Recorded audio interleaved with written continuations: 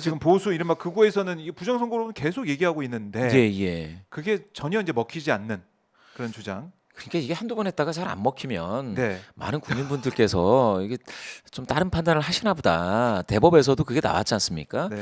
그러니까 민경욱 적당히 이제, 관련해서. 하고 넘어갈 필요가 있는데요. 네. 이게 경향신문 메타보이스에서도 한번 하셨군요.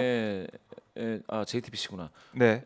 JTBC 메타보이스에서 이제 제 조사한 결과를 한번 보시면 여기서도 그냥 그대로 나옵니다. 이거는 이제 그 가상번호로 14, 15일 날 조사를 했고요. 네. 가상번호 100% 전화면접 조사입니다. 여기에서도 보시면은 그 뭐 부정선거 얘기가 나오죠. 나왔는데 네. 별로 이렇게 그 부정선거다라는 부분에 호응이 없습니다. 여기서 부정선거에 부정선거론 공감도 예. 뭐라고 물어봤습니까? 질문도 한번 읽어주세요. 윤석열 대통령은 비상계엄 선포 이유 중 하나로 네. 부정선거를 들었습니다. 윤 대통령의 부정선거 주장에 얼마나 공감하십니까? 혹은 공감하지 않으십니까?라고 이제 양측으로 물었습니다. 사전 촉도로. 공감하지 않는다가 60 나와요. 공감한다는 36에 그칩니다. 그러니까 뭐 정권 교체냐 유지냐 예, 그 예. 답변 비슷한데 훨씬 비슷한- 공감하지 않는다가 예. 많다. 많죠. 여기서 보시면은 중도 성향이신 분들 중에선 공감하지 않는다가 68입니다. 아니 그러니까 이 부정선거론을 가지고 무엇을 하기 어려워요. 큰 선거를 하기도 어렵고 이거 가지고 국민의힘이 당세를 확장하기도 어렵습니다.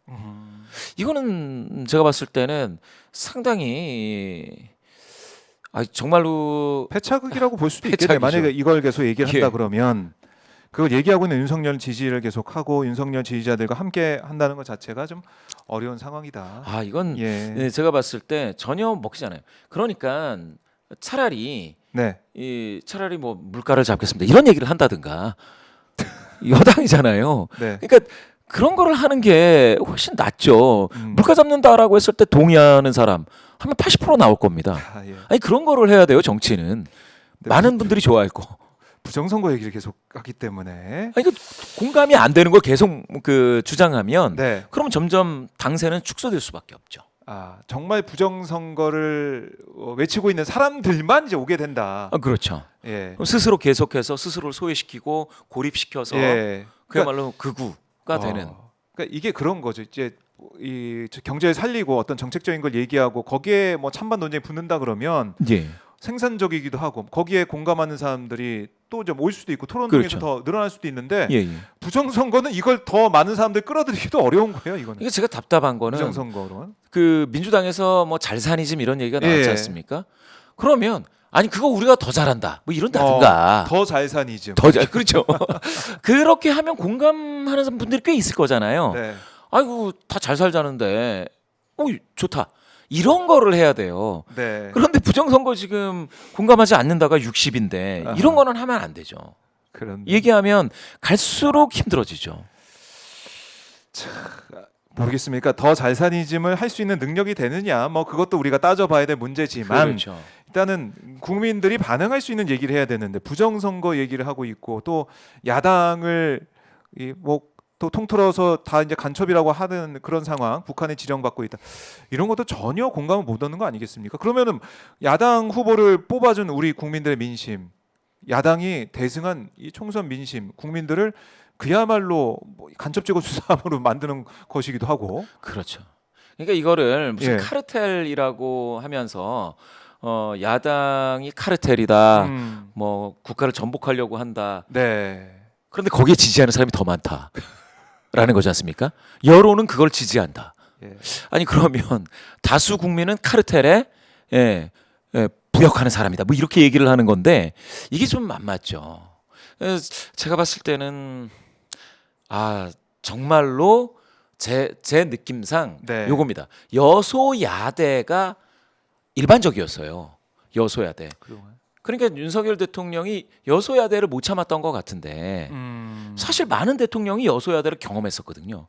노력해서 국민분들께 노력하고 조금이라도 인기를 좀 얻고 좀 설득을 하고 해서 비슷하게 만든다든지 여소야대를 좀 극복한다든지 이게 정치죠. 그게 정치죠. 네. 예. 많은 국민분들은 그래서 균형을 맞추는 겁니다. 이쪽은 대통령 뽑아줬으면 여기는 뭐 국회도 만들고 예. 그런데 아니 잘하네 그러면 같은 당에서 대통령도 하고 국회도 좀 더 몰아주고 뭐 이런 식으로 해가지고 그러면 한번 추진해봐 이런다든지 힘을 실어주고. 그렇죠. 이렇게 해온 게 대한민국 민주주의인데 여소야대는 일반적입니다. 근데 그걸 가지고 국가를 전복하려는 카르텔이다. 뭐 무슨 카르텔이다.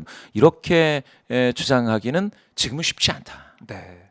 모두 다 헌법의 테두리 안에서 이루어졌던 것들에 대해서는 그것 자체로 민주주의의 어떤 과정적인 측면으로서 인정을 해줘야 되는 것이고 네. 지금 그래요. 부정선거 공감도 음. 한번 이거는 진짜 공당으로서 큰 당으로서 진짜 이건 이거 정리하고 가야 될 것 같은데. 정확하게 봐야 돼요. 에서는 예. 그게 안 된다.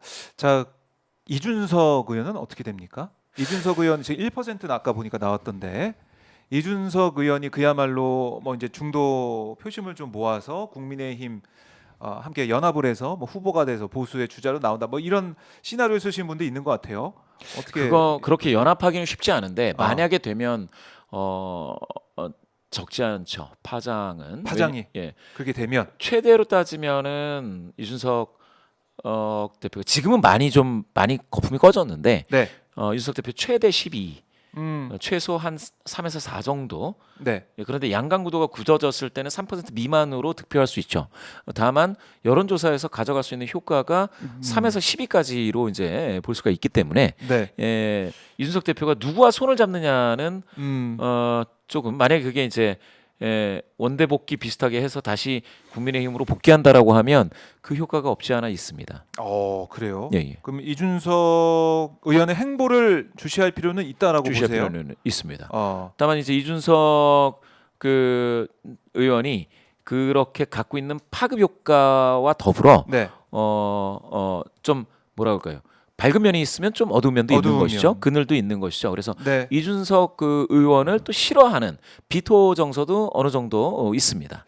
따라서 그게 네. 누구와 함께 했을 때 순 플러스 넷 플러스가 되느냐 플러스가 되느냐라고 생각하면 그거는 근데 플러스 마이너스 돼서 상쇄될 수도 있는 가능성은 있죠.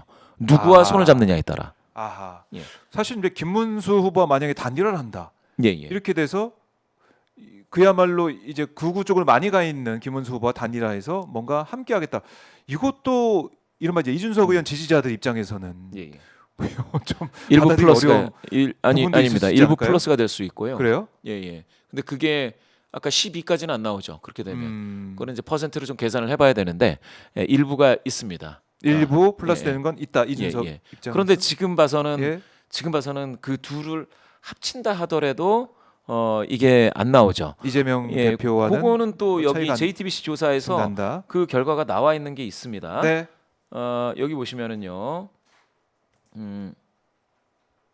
자, JTBC 조사. JTBC 조사에서 기원을 요게 그 읽어드렸습니다. 결과입니다. 예.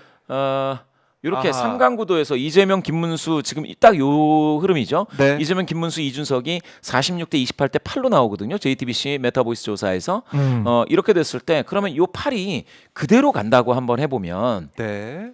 예, 8이 36이죠. 가도 36이다. 그래도 10% 포인트 격차가 발생합니다. 요게 이제 거의 뭐 비슷한 흐름이라고 보시게 되면 네. 이거를 가지고 예측을 한다 보면 이준석 만약에 후보가 돼서 이게 조기 대선이 된다는 가정하에 김문수 후보와 단일화가 됐을 때 네. 이게 이탈 없이 순전히 완전히 플러스가 다 된다 하더라도 이재명 대표가 만약에 출마한다라는 가정하에 대항마가 되긴 쉽지가 않네요. 그래요. 그렇게 효과가 보겠고. 있다. 그런데 판을 뒤집을 수 있는 효과가 있을지는 그래. 알 수 없다. 뭐 좀 댓글로 이준석 오히려 구태 정치 하고 있다라는 지적도 하고 있는데 사실은 이제 명태균 게이트 여기에 이준석도 자유롭지 못하다 얘기도 나오고 있거든요. 맞습니다.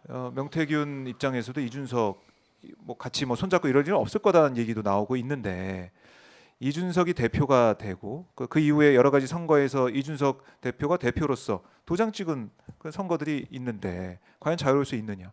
뭐 이것도 봐야 되겠네. 이런 파장과 그렇습니다. 어떤 의미에서는 이번 만약에 조기 대선이 된다면 이번 네. 대선이 될지 아니면 그 후가 될지 모르겠는데 정계 개편과 음. 어떤 물갈이 정치인 물갈이의 굉장히 큰 필터로 걸음종이로 네. 쓰여질 지금 이슈가 그런 현안이 명태균과 그렇죠. 관련된 수사 및 거기에 연루된 분들 지금 뭐 연일 오세훈 이야기 나오고 있고 과거에 이준석, 홍준표 나오고 있어서 네. 그게 이제 또 귀추가 주목되는 그런 과정입니다. 그래요. 명태균 예. 뭐 이른바 이 명태균 이게 균 보균자냐 아니냐 이런 얘기가 나올 정도로 감염이 된 건가요? 예, 묻었냐 안 묻었냐 뭐 이런 예, 얘기도 예. 있던데 예, 그게 어떤 녹취나 어떤 자료가 나오냐에 따라서 또 요동칠 수도 있겠네요. 그렇습니다. 이쪽에서는 예. 이것까지 한번 저희가 살펴보도록 하겠습니다. 자, 오늘 우리 김봉심 부대표님 오늘 분석 잘 들었고요.